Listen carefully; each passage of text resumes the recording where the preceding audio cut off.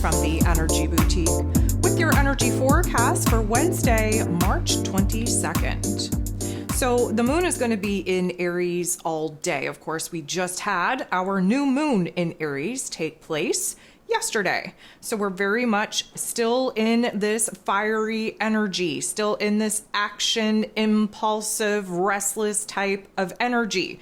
We are in a brand new phase, a brand new season, brand new cycle, brand new year. And we are definitely feeling the want, need, and desire to start fresh, to initiate new, but we don't know what that is or what direction to take.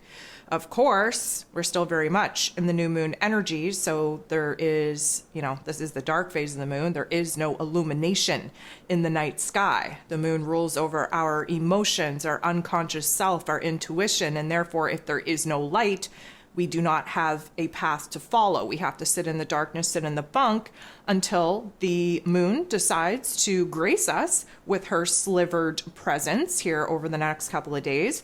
And at that time, we will start receiving new insights, new directions, new information that will help us orient on the path that we need to be on to take initiative and create something new. So we have this fiery energy of the moon in Aries really blazing us through here today. It is a very important day as it is the last day that Pluto will be at the 29th crisis degree in this Capricorn energy as he dips his toe into the Aquarian energy when he shifts here tomorrow. I'm going to recommend you go ahead, you listen to the astro forecast for Pluto moving into Aquarian energy. Granted, it is going to be a very short, very brief time that we get to experience what Pluto is setting up for us for the next 20 years. But we are going to get a taste nonetheless. And we are definitely going to feel the endings, the closures, as well as the beginnings, the fresh, clean slate, really kind of blend themselves together over these next, I'm going to say 2 years, because technically speaking, we don't set up full time in this Aquarian energy until November of 2024. So there is a little bit of a dance back and forth, a cha-cha-cha, if you will, between the Aquarian energy and the Capricorn energy. And we will definitely be seeing 1 step forward, 2 steps back, 2 steps forward, 1 step back, until we can kind of clean up the residual effects of what Pluto popped off from 2008 up until now. We will be cleaning up those particular messes, tying up those loose ends in preparation to fully immerse ourselves in this Aquarian energy in November of 2024. So go ahead, take a listen to that forecast. There are 9 different aspects here today. 6 of them involve the moon. Before we get into any moon aspects, we have to talk about the very first aspect taking place here today, which is between the sun, now in Aries energy, and Uranus in Taurus energy. So this is a semi-square. This is a little bit of a tension point, a little bit of a conflict. And what we get here is a whole lot of nervous energy, a lot of restlessness, anxiety, edginess. The problem is that we are all amped up with no real good outlet to actually use this energy for good. We can't really be productive with it because we're still kind of scatterbrained. We're having a hard time sticking to one thing. This is the Aries energy, just rearing to go, wanting to take action, wanting to make moves, having hands, in lots of different experiences. And therefore, we are unconcentrated with our energy. Now, this Uranian energy likes to shake us up, likes to wake us up, especially in this Taurus realm of our physical bodies, our physical environment. We're focused on what it is that we need to make changes to, what it is that we have to kind of spice up, if you will. Our mundane tasks and chores and normal routine is very unappealing at this time. We want to really kind of bust out of our comfort zone. But we also don't know how to do that or what that means for us. And therefore, we're keeping all of this manic energy bouncing around within our physical bodies. And we can get very agitated very easily. And we're all tensed up. And, God forbid something disruptive happen to our plans or our schedule, or something crawls out of the woodwork or whatever. That's totally going to throw us off our game. and it's likely going to kind of tick us off a little bit. Keep in mind, we have more fire energy now than we've had in a very long time. That fire energy, although very passionate, borderline anger as well. We are not in the most stable of emotions, stable of mentality, and we are very just trying to ride the wave of this adjustment period. And I've been talking about how this is an adjustment period, how it's very awkward adjustment period. If you need to listen to the ascension forecast for this week on a little bit of a reminder what kind of week we're actually having here, it's one of the biggest weeks in the whole freaking calendar this year. This is why we're all over the place, bouncing around, manic, all fired up, highly charged, no direction, no outlet. And we essentially could be a ticking time bomb of tantrums if we're not careful.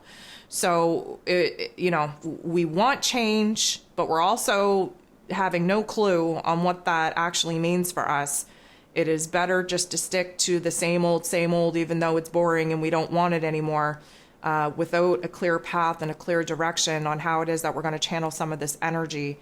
You may as well just stick to what it is that you know.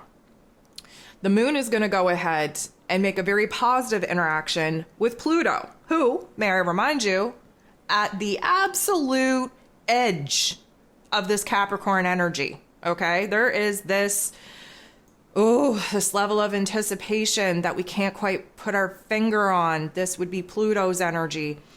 And the moon in Aries, of course, looking for a fresh start, looking for new beginnings, looking to be all charged up to take action, to start something new. And we're definitely eager to start something new with all the different seasons and cycles that are overlapping, coming to a close and creating new beginnings for us. The moon interacting with Pluto in this way, thank goodness it's a positive interaction. This is a deep, very deep emotional transformation. And I think that if you're being honest with yourself, you might not have a whole lot of clarity, but you could definitely admit to the fact that there's been a very dramatic change in your focus, in your attitude, in your energy, in your emotions, good, bad, or otherwise. We're not even going that far. We just need to admit at this point that there has been like a switch that has been flipped in some kind of way. And we're feeling a little bit more optimistic, a little bit more confident. We have no clue what that means for us as far as what we're pouring ourselves into. We just know that we are moving out of the funk. We are moving out of the depressive type of thoughts and feelings that many of us had been drowning under in Pisces energy. So then Mercury, who is in Aries energy, is going to bump into Venus, who is in Taurus energy, her place of power. She's very comfortable where she's at. She's lending us the only grounding energy that we have at this particular time. So this is a positive interaction between the two. And what we see here is the logic and practicality coming in from Mercury, of course, ruler of the mental plane, ruler of information, communication. We're taking a very logical, practical approach to the details, to the information that's coming at us. And Venus, of course, in her place of power, she's very much on the side of wanting to have fun and wanting to be happy and wanting to create joy and pleasure in her life. So there's like this blending, if you will, of logic and practicality in a playful approach. And what we get with this energy is that we might be a little bit too playful. So, sometimes when you get carried away, if you will, and you tend to say things or do things that you don't necessarily mean or that you didn't want to come out like that, well, this is where I'm going to provide you with a cautionary note that is highly probable. There is this new vibe that we're in. We're in a new season, a new calendar, and we're all kind of hyped up a little bit, but we're uncontrolled with our hype. And so the logic and practicality, the very straightforward bluntness that Mercury in Aries is now providing us with the gentle, playful, kind of childlike approach that Venus is kind of sitting in with Taurus, trying to create a space of happiness, joy, playful energy, and pleasure. We could just cross the line. We could take it too far. We could, end up saying a few things that we might make a little bit messy, that we might have to clean up. This energy as well, not super focused. We don't really have a super focused, clear direction on what it is that we want to express, what it is that we want to kind of share with the people around us.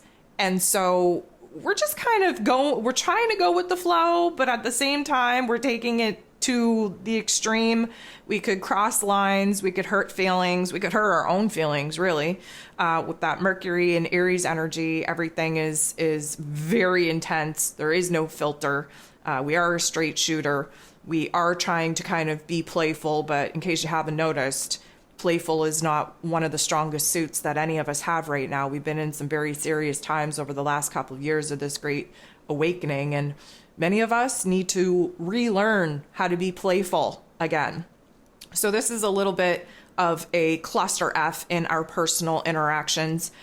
Just watch that line being crossed, where you're taking it too far, where you're getting a little bit carried away with your playfulness, with your flirtiness, if you will, and where it is that you really should be more aware of the filter that needs to be used before things leave your mouth.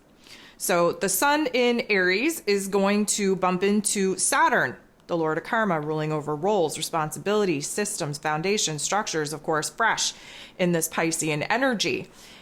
And what we get here is a little bit more of a willingness to boss up, more of a willingness to kind of get our hands dirty. We understand now what it is that Saturn wants us to build in our lives in order to create new routine systems, foundations, structures in our lives for us to build upon. Okay, so there is this illumination on, many of us, especially in Pisces season. We wanted to run away from Mr. Saturn. Even though we've been praying for change, we really didn't want to boss up and do what we have to do in order to create that change. And so many of us were very avoidant in the tasks and the chores and the challenges and the obstacles that we have to rise up and willingly accept to, navigate through and push through in order to create this new reality for ourselves. Well, the Aries energy, we're bold, we're brave, we're courageous. We have a warrior type of spirit. We're almost like, you know what? Screw it. We've been through enough. Throw whatever you got at me. I'll make beautiful things out of it. I'll succeed in the end. I'll push through. I'll persevere. I'm tired of being fearful. I'm tired of running away. I just want to, jump into things head on. Now, this is a good vibe for us, realistically speaking, because Saturn brings us down to earth a little bit and shows us the structure, the discipline that we need in order to follow quote unquote blueprint, if you will, in order for us to bring a new foundation into our existence, into our reality. The moon is going to conjunct, sit next to, bump into Chiron, the wounded healer. Now, this could go one of two ways. I'm hoping that most of us lean into the positives. However, Chiron being the wounded healer, some of us may find ourselves not as bold, not as brave, not as courageous as we would like, and instead just reminiscing about the pain and the trauma and the struggles that we've been through, and illuminating where it is that we can't do certain things, or we can't rise to the occasion, or we can't take certain challenges and obstacles on because we don't think that we have what it takes. Now, that's the downside. The upside is that we tap into the healer side of Chiron, and we heal the insecurities, the fears, the doubts that many of us have been sitting in. And we rise above that, and we kind of, tap into that boldness, that bravery, that courage that we need to boss up, to take charge, to take control of our lives, to build something new, to give birth to something new, to create new elements in our lives that are more in alignment with our heart and soul space. And so I would hope that there's a huge amount of growth and healing, a huge amount of realization on what it is that we've been through, and therefore can handle anything that is thrown our way. So why hesitate to rise to the challenge, to rise to the obstacles that lay before us in order for us to actually get to where it is that we desire to be? The moon will pop off with Uranus, the Great Awakener. And in this particular dynamic, we are really starting to, I'm going to say, fine-tune, emotionally speaking, what it is that we're done dealing with, what is boring, what is causing our discontent, our displeasure, where it is in our physical realm, where routines, relationships, and money matters are concerned, where we do need to build something new, where we do need to boss up and take action and kind of recreate the physical existence that our day-to-day lives depend on. And this is an aha moment. This is, again, still adding to the restlessness that we don't have a correct outlet to actually get out of our physical bodies. But emotionally speaking, it's firing us up. It's inspiring us. It's illuminating what areas of our lives we have to tackle first, make changes to. I'm going to say that we're going to gain a little bit of clarity, but we're not really sure what to do with that clarity as of yet. Now, the moon in Aries is going to go ahead and bump into Mars, its ruler. Mars rules over Aries energy. He is in his place of power as far as ruling over the season goes. Now, he's not in his best place. He's in Gemini energy, and he certainly won't be in his best place when he moves into Cancer energy on the 25th. However, we just need to celebrate getting out of the mental plane because we've been here for 7 very long months, and very divided in our thoughts, very divided on the choices, the path, the decision that we want to walk, very stunted in our inspiration or motivation, very unfocused, unclear about what it is that we want for ourselves, what it is that, gets us excited and really triggers passion and desire in us. So it'll be nice to actually get out of this Gemini energy and move into Cancer energy, where at least we will be able to take action when our intuition or our instincts tell us that this is something that we have to do in order to build a new foundation of growth. But right now, we are just trying to wrap this Gemini energy up. And so, you have the moon and Mars, who rules over our physical energy, our drive, our passion. We're getting fired up in all the right ways. Where literally the moon in Aries is the gas to the fire, the very small fire that Mars has been able to create in this intellectual mental plane or battlefield, if you will. And the moon in Aries is dumping this gas on the embers of ideas, of goals, of visions, of projects.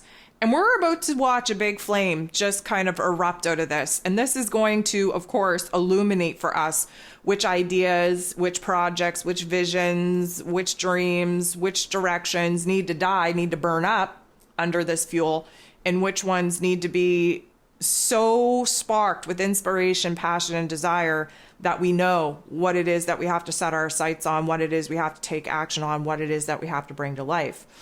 The moon semi-square Saturn, though, this is a kicker, because Saturn, who is the Lord of Karma, I often describe him as the military grandfather. He gives us tough love life lessons. He's very restrictive. Now, not to say that he does not want us to grow, because he definitely wants us to learn. And in order to grow, you have to learn. But he doesn't want us doing too much too fast, okay?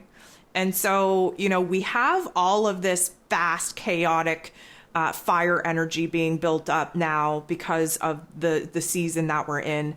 And, we just kind of added gas on that fire of Mars. And now Saturn kind of kicks in to bring us down a couple of notches. So where we were excited, where we were inspired, where we were seeing the fires and the flames kind of be reignited within us, where we were identifying the path, the choice, the direction that we wanted to take, where we were getting hype about it, Saturn's like, you know what? You need to calm your ass down, okay? Because if you're this hyped up, you're this excitable, you're not thinking clearly. And if you're not thinking clearly, you're going to go out in the world, waste a bunch of time, waste a bunch of energy, running around like a chicken with your head cut off. You're not going to be productive in creating anything new.